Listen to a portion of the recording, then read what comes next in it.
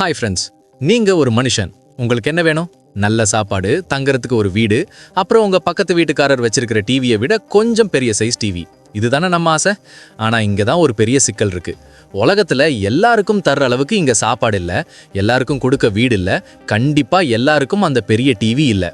இதுதான் ஸ்கேர்சிட்டி, அதாவது பற்றாக்குறை. இந்த ஒரு காரணத்தினால தான் நீங்கள் நினச்ச எல்லாத்தையும் உங்களால் வாங்க முடியல, மற்றவங்களுக்கும் அது கிடைக்க மாட்டேங்குது. இந்த உலகத்தில் எல்லாமே அன்லிமிட்டடாக கிடைச்சிருந்தா இந்த எக்கனாமிக்ஸுங்கிற ஒன்று தேவையே இல்லை. ஆனால் அப்படி இல்லையே. இப்போ நாம எப்படி தேர்ந்தெடுக்கிறோம், எப்படி பணத்தை கையாளுறோங்கிற அந்த சுவாரஸ்யமான ரகசியத்தை தான் இன்னைக்கு வீடியோவில் சக்சார் ஸ்டடியில் அக்கு வேற ஆணி வேற பார்க்க போகிறோம்.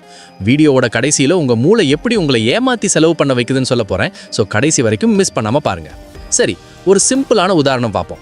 உங்ககிட்ட 10 ஆப்பிள் இருக்கு, என்கிட்ட 5 வாழைப்பழம் இருக்கு. எனக்கு ஆப்பிள் வேணும், உங்களுக்கு வாழைப்பழம் வேணும். நாம் என்ன பண்ணுவோம்? மாத்திப்போம். இதுதாங்க ட்ரேட். 2 பேருக்கும் லாபம், 2 பேருக்கும் வெரைட்டி கிடைக்குது. ஆனா இந்த முடிவை எடுக்கும்போது பின்னாடி ஒரு விஷயம் நடக்குது. அதுதான் ஆப்பர்ச்சுனிட்டி காஸ்ட். இப்போ நீங்க இந்த வீடியோவை பாக்குறீங்கன்னா அந்த நேரத்துல வேற ஒரு காமெடி வீடியோவையோ இல்ல கேட் வீடியோவையோ பார்க்குற வாய்ப்பை நீங்க விடுறீங்க பாருங்க. அதுதான் உங்களோட காஸ்ட். நீங்க எடுக்கிற ஒவ்வொரு முடிவும் இன்னொரு விஷயத்தை செய்ய முடியாம தடுக்குது. அடுத்து ஒரு சூப்பர் கான்செப்ட் இருக்கு, கம்பேரிட்டிவ் அட்வான்டேஜ். நீங்க எல்லா வேலையிலையும் சுமாராவே இருந்தாலும் ஏதோ ஒரு வேலையை மட்டும் மற்றவங்களை விட கொஞ்சம் வேகமாவோ இல்ல சிறப்பாவோ செய்வீங்க. அந்த ஒரு வேலையை மட்டும் நீங்க செஞ்சுட்டு மற்ற வேலையை அதுல எக்ஸ்பர்ட்டா இருக்கிறவங்க கிட்ட விட்டுட்டா மொத்த உலகமே சூப்பரா இயங்கும். ட்ரேடுங்கிறது யாரு பெஸ்ட்னு பார்க்கறது இல்ல, யாரு எதுல குறைவான சொதப்பல் பண்றாங்கன்னு பார்த்து அதுல ஸ்பெஷலைஸ் ஆகிறது தான். இந்த ட்ரேடெல்லாம் எங்க நடக்குது? ஒரு சந்தையில், அதாவது மார்க்கெட்ல. அது உழவர் சந்தையா இருக்கலாம், இல்ல ஆன்லைன்ல நடக்கிற கிரிப்டோ மார்க்கெட்டா கூட இருக்கலாம். இந்த மார்க்கெட்டை இயக்குறது எது தெரியுமா? இன்சென்டிவ்ஸ், அதாவது தூண்டுதல். ஒரு பீட்சாவோட விலை 1000 ரூபான்னா நாம யோசிப்போம். அதே பீட்சா 10 ரூபானா நாம 4 பீட்சா ஆர்டர் பண்ணுவோம்ல. விலை குறைஞ்சா வாங்குறவங்க அதிகமா வாங்க, இதுதான் டிமாண்ட். விலை அதிகமானா விற்கிறவங்க அதிகமா வாங்க, இதுதான் சப்ளை. இந்த ரெண்டும் ஒரே இடத்துல மீட் பண்ணும், அதுதான் ஈக்குலிபிரியம் பிரைஸ். இது ஒரு மேஜிக் நம்பர் மாதிரி. விற்கிறவனுக்கும் லாபம், வாங்குறவனுக்கும் திருப்தி. ஆனா சில நேரத்துல கவர்மெண்ட் உள்ள வந்து இவ்வளவுதான் விலை இருக்கணும்னு சொல்லும். அது பெரும்பாலும் சொதப்பல்ல தான் முடியும். அதை பத்தி பின்னாடி பார்ப்போம்.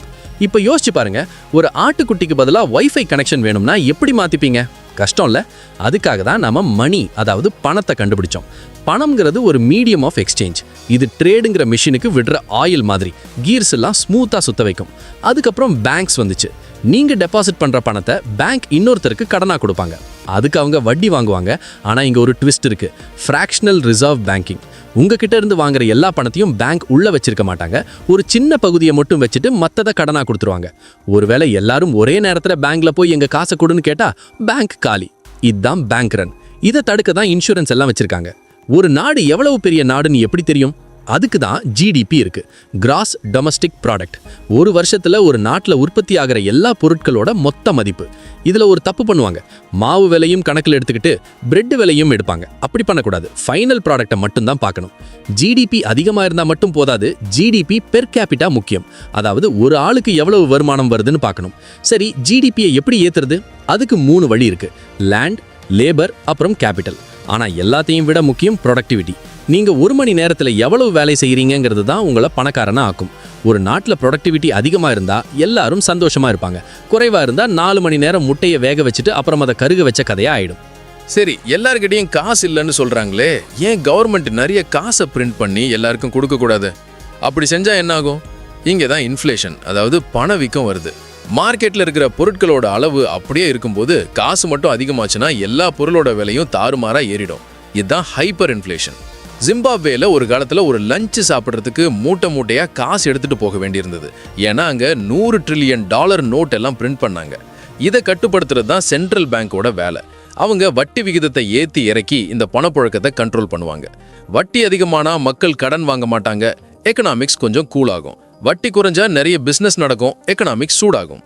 அரசாங்கம் ரோடு போடுறதுக்கும் ஸ்கூல் நடத்துறதுக்கும், ஏன் இந்த $80 மில்லியன் போர் விமானம் வாங்குறதுக்கும் காசு எங்க இருந்து வருது?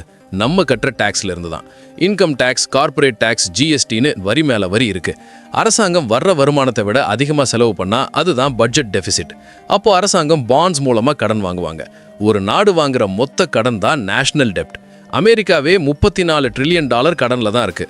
ஆனா கடன் வாங்குறது தப்பு இல்லை. அந்த காசை வச்சு உருப்படியா ஏதாச்சும் செஞ்சா தப்பில்ல.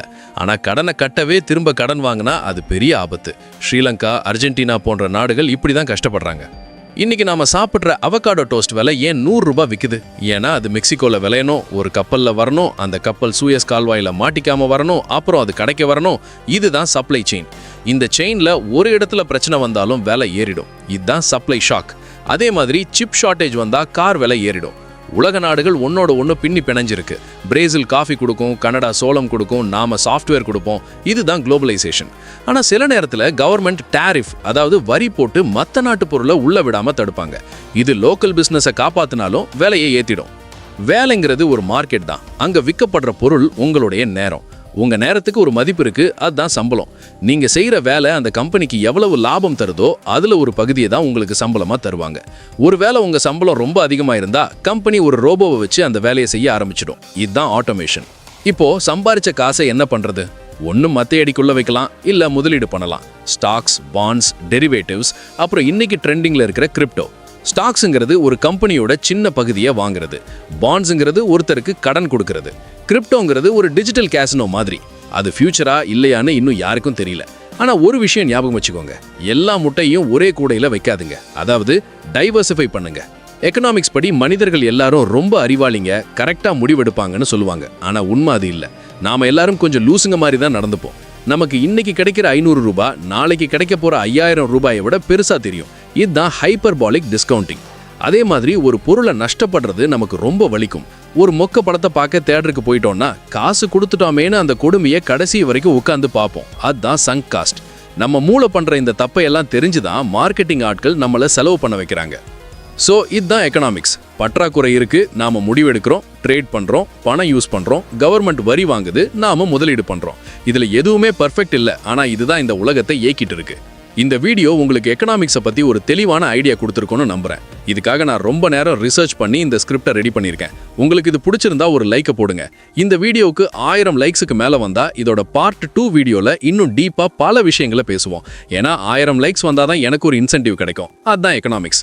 இது போன்ற இன்னும் பல சுவாரஸ்யமான வீடியோக்களுக்கு நம்ம சக்சார் சேனலை சப்ஸ்கிரைப் பண்ணிக்கோங்க. அடுத்த வீடியோல சந்திப்போம். அது வரைக்கும் உங்க காசை கவனமா கையாளுங்க. ஏன்னா எக்கனாமிக்ஸ் எப்பவும் உங்களை கவனிச்சிட்டு இருக்கு. பாய்.